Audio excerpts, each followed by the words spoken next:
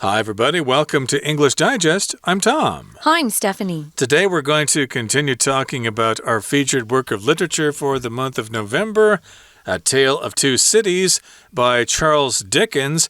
It's a story about life, death, and sacrifice, and we did finish up our summary of it last time. We did. We finished the plot in our last program. And we realized that, even if you start out life as a bad guy, like Sidney Carton had, he was a scoundrel, an alcoholic, sometimes these people still have a lot of good inside, and he did. He was able to keep a promise to Lucy where he said, "One day I hope I can do something wonderful for you." And he was able to do something wonderful for her. Because of his sacrifice, Darnay, Lucy's husband, got to go home with his family and live happily ever after.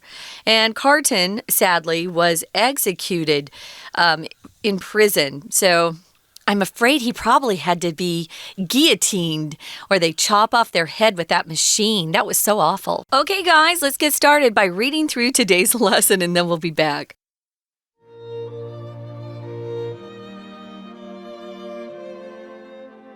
The astonishing climax of A Tale of Two Cities aptly illustrates one of the novel's key themes, redemption through sacrifice. Carton goes knowingly to his death so that Darnay will live and Lucy won't lose her husband. With this action, he redeems his life, which he previously described as having no worth. Moreover, in doing so, he fulfills his vow to Lucy, the only person to whom he had revealed his heart. An equally important idea is how one's past can exert a powerful influence over one's present. A clear example of this is how the events leading to Dr. Manette's imprisonment and his subsequent letter present a grave danger to Darnay. Darnay cannot escape his family's crimes, nor can the doctor escape the consequences of his letter. Dr. Manette also struggles to shake off his time in the Bastille. However, the fact that he eventually does shows not only that we can let go of past tragedies, but also that we can emerge stronger from them. Dr. Manette's experience in the Bastille grants him the strength to face the fury of the French Revolution and advocate for his son-in-law's release. One memorable image that the author Charles Dickens uses to symbolize this theme is the footsteps on the Manette's street. Like their pasts, the characters are aware of the steps without being able to see them. The way the footsteps continuously approach represents how their pasts will catch up with them. What's more, the fact that they're an echo, a noise made in one place that is heard in another, reflects how the events in Paris disturb their lives in London.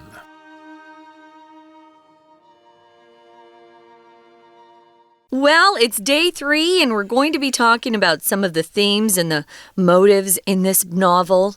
What do you think the author was trying to communicate when he wrote this book? It's so well written, I must say. So in the first sentence, we say here, the astonishing climax of A Tale of Two Cities aptly illustrates one of the novel's key themes. We're going to talk about what that theme is in a minute. But first, if you talk about a book or a movie's climax, it's the most intense, the most exciting, the most important part of something that you're watching. So it's a really big turning point in a movie, or the most important part. So the astonishing climax is really the moment when Sidney Carton decides to replace himself with Darnay in prison and accept the punishment of being put to death. So the astonishing climax of this book aptly or appropriately illustrates one of the novel's key themes. Aptly just means just perfectly here. Perfect or appropriate for the situation. So it really is a great way to illustrate or show people something, and that's this theme of the novel, which is redemption through sacrifice. To illustrate sometimes means you're drawing something or working on a computer in a graphic design program, or here we're using a different definition of illustrate. It just means to show something by either Oh, you could either act something out by illustrating something or talk about something to illustrate what you mean. Someone could be giving a presentation at work and have a point they're trying to make, and they could say, oh, let me illustrate this with an example. So to illustrate something just means to give you more explanation through some sort of method that they're using. If it's a presentation, they're probably just going to be giving you an example of what they mean. Yeah, you're just trying to make something clear by giving examples of something. They could be pictures or photographs, or they could be some examples that are spoken. So in this particular case, this illustrates or shows us one of the key themes of the novel, and that is redemption through sacrifice. So redemption just means you're kind of saved, you're in a bad situation, and therefore you are saved. Of course, we often use this in a religious context, redemption from, say, the sacrifice of Jesus, for example. If you're a Christian, you will be redeemed if you have him as your savior. You can have redemption that way. So, yeah, if you're talking about redemption in a religious way, it's just being freed from the power of evil and Satan and your own sins by believing in Jesus Christ. Here also, redemption can mean making something better or more acceptable. So he took his own rotten life. He'd lived a really terrible life in the past, but he did this one wonderful act of sacrifice. And if he was a Christian, and they all were back then, he knows that if he sacrifices his life for someone else, he will go to heaven. That's just part of the Christian beliefs. So he made that ultimate sacrifice for someone he loved, and that was Lucy. So it's a pretty big sacrifice to give up your life for someone else. And Carton goes knowingly to his death so that Darnay will live and Lucy won't lose her husband. So again, he does this knowingly. Remember, we explained that he was doing this voluntarily. He did it on his own. It was his own decision, even though the people in the prison, I guess, were fooled by this. Hey, this is the wrong guy. Why are we executing this guy? They switched places. They did not realize that was happening. So he went to the guillotine and was killed, was executed, but his sacrifice, I guess, worked because Darnay could still live and Lucy would not lose her husband. And with this action, he redeems his life, which he previously described as having no worth. So here we've got the word redeem. That is from redemption. Redeem is the verb here. That just means you make some kind of sacrifice or you do something so that you're saved from something and you can start brand new again. So, yeah, you're doing something that compensates for your past behavior, your rotten life. You're doing something that actually makes your life worth more and have more value. So he redeems his life, which he previously described as having no worth, no value. Can you imagine? He really felt like that. So moreover, or in addition to all of this, in doing so, in sacrificing his life, he fulfills his vow to Lucy, the only person to whom he had revealed his heart. So he confessed to Lucy that he loved her, but he knew that he wasn't good enough for her, but that he hoped one day he would be able to do something for Lucy that would show her his great love and admiration for her. And this is the opportunity he was given. A big opportunity to sacrifice his own life. So it's kind of a cool story. Now, here's one of our vocab words, guys. Vow. To vow can be a noun or a verb. Here, it's a noun, and it just means to make a very serious promise to someone. When you get married, you make marriage vows. You promise to your spouse that you'll always be faithful and love them forever and take care of them until you die. So, yeah, his vow to Lucy was very, very serious, and he actually made good on the vow. He completed that vow. He kept his promise.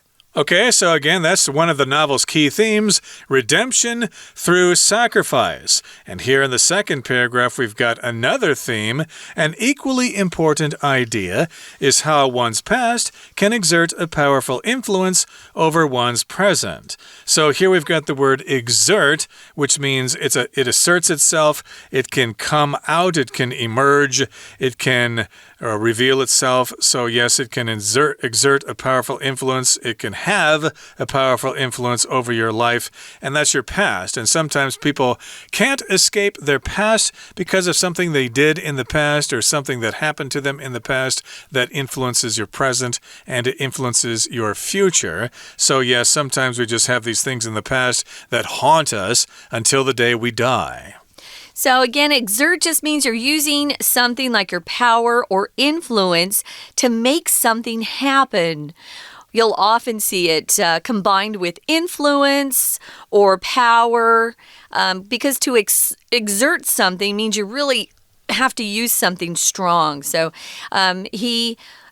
or some people can exert a powerful influence over one's presence. And here we're saying your past life and the things that you've done can have a really big influence, a powerful influence on how your present life is happening or is going along. Boy, that's true. I think we all know that. That's very, very true. So think about that, guys, as you live your life. What you're doing today is going to influence your future in very big ways, strong ways. Right now, we're going to listen to our Chinese teacher explain for a bit, and then we'll be back. 听众朋友大家好，我是安娜。我们前2天带大家看了《双城记》的故事内容，它的作者是19世纪的文学大豪，叫做狄更斯 Charles Dickens。那么看完这故事之后呢，其实我们可以来谈谈这个《双城记》，它主要到底是要探讨什么样的主题？这个主题在文学的英文当中啊，我们会用 theme 这个字 Theme theme， 它出现在第一段第一句中间的地方，也就是中间后面这个冒号前面的 key theme。 那这个文章这个故事它的这个主要的关键到底是什么呢？冒号之后就说明了，其实就是透过牺牲来获得救赎，这是一个其中关键的一个 key themes。 那么到底是谁牺牲了呢？因为我们知道 Carton 他蓄意牺牲自己的生命，跟 Darny 在狱中做个交换，那么 Lucy 就不会失去她的丈夫，所以这是一个牺牲而得到自己救赎。什么样的救赎呢？因为透过这样子的一种行动，其实 Carton 拯救了自己的生命。他本来觉得他自己的生命毫无价值，他觉得他是一个很糟糕的人，又酗酒，连自己都不会喜欢自己。好，我们来看一下同样这一段在第2句当中，句子的中间有一个 so that， 可以把它特别框起来。 so that 是如此一来，这样子的话就有什么样的结果，它是一个表结果的连接词片语。好，那么同样在第4句当中特别有提到了，因为他牺牲了自己的生命，其实同时他就是履行对 Lucy 的誓言。而 Lucy 是谁呢？他所爱的人，他唯一表露心意的对象。所以后面的第4句我们来看一下，第一个重点是 so 这个字啊，它是副词，表示如是这样。哪样呢？你就回到前一句话去看文章的意思。前一句话呢特别提到是牺牲自己，所以这么做牺牲了自己，他就履行了对 Lucy 的誓言。而 Lucy 之后带了一个同位语， Lucy 后面逗点的 the only person 是同位语，而 to 的左边可以左括号，句尾是右括号，它是限定用法的关系子句哦。那比较特别的是，关带的 whom 前面跟着的是介系词 to， 但是 to 其实是跟着什么而来呢？是跟着括号里面的动词 reveal 揭露， reveal something to someone， 所以介系词跟它的受词通常都会同一组的，比较不会分开。所以在这里我们看到的关带 whom 前面会有一个 to。 那当然同样重要的一点，另外一个主题呢，就是其实一个人的过去对他的现在是有很大的影响。 We're going to take a quick break. Stay tuned. We'll be right back.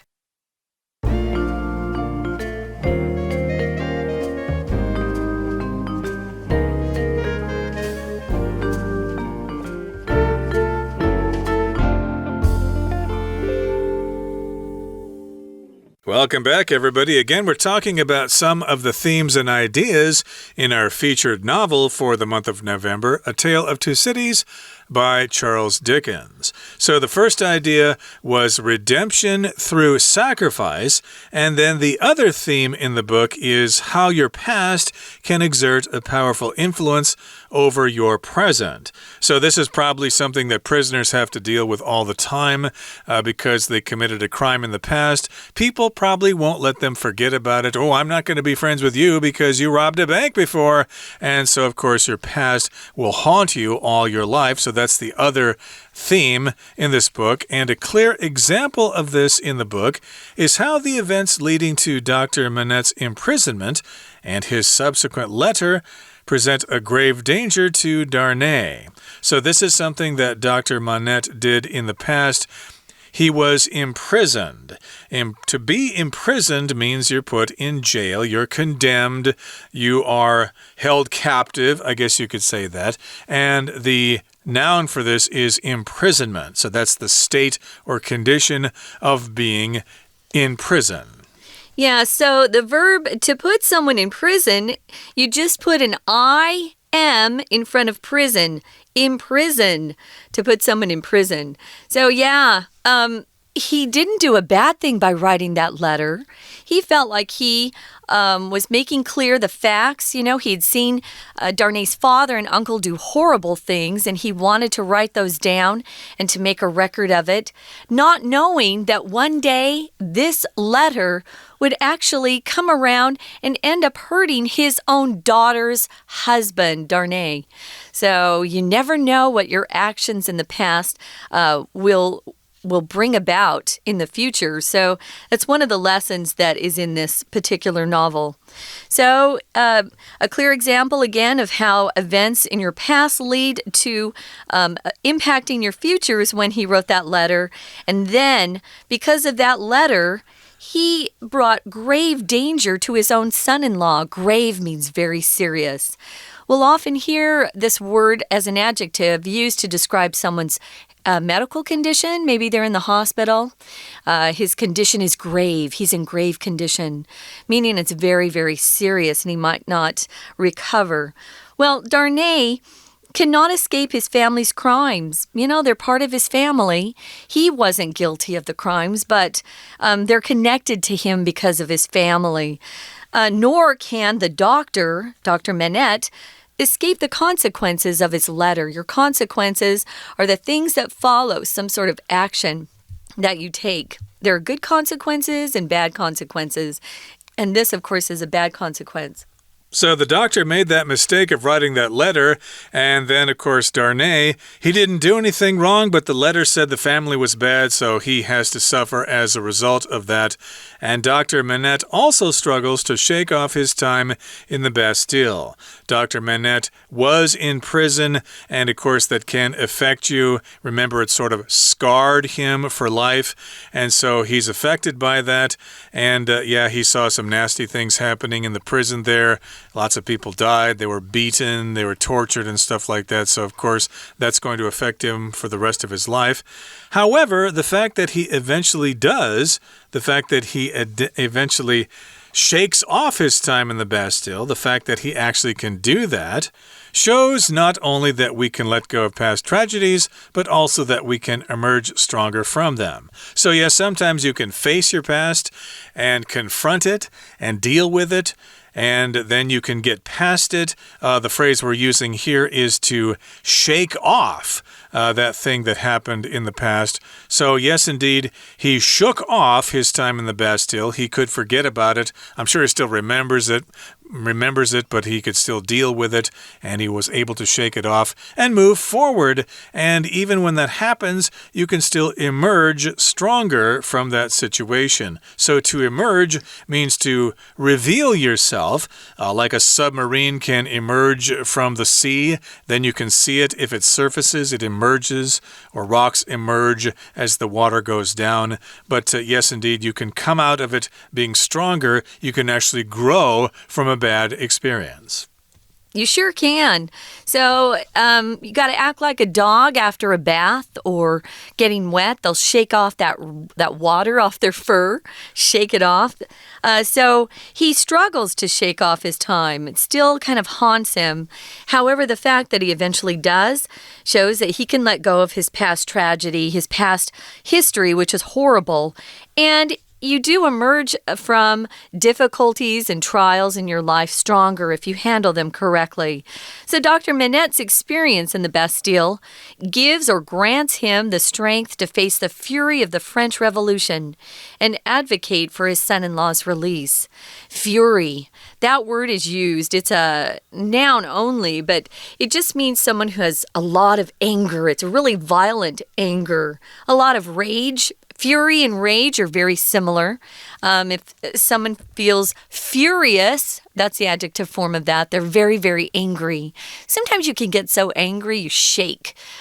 Rage and fury are really strong words to talk about someone's violent anger. So moving on to the final paragraph, it says one memorable image that the author Charles Dickens uses to symbolize his theme is the footsteps on the Manette's street.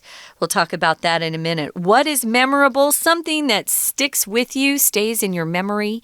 Something can be memorable because it's wonderful. Usually we use it in a positive way and not a negative way. Would you agree with that, Tom? Yeah, exactly. Something's memorable. If it's nice, you might have something that's memorable from your childhood that was really nice, a family vacation someplace. So yes, indeed, memorable is something that you remember, and it's usually something happy. And so yes, indeed, in this particular case, though, it's kind of neutral here because it's something that we want to remember about the book, and that is the theme of the footsteps on the Manette's street. Remember, they could hear this happening.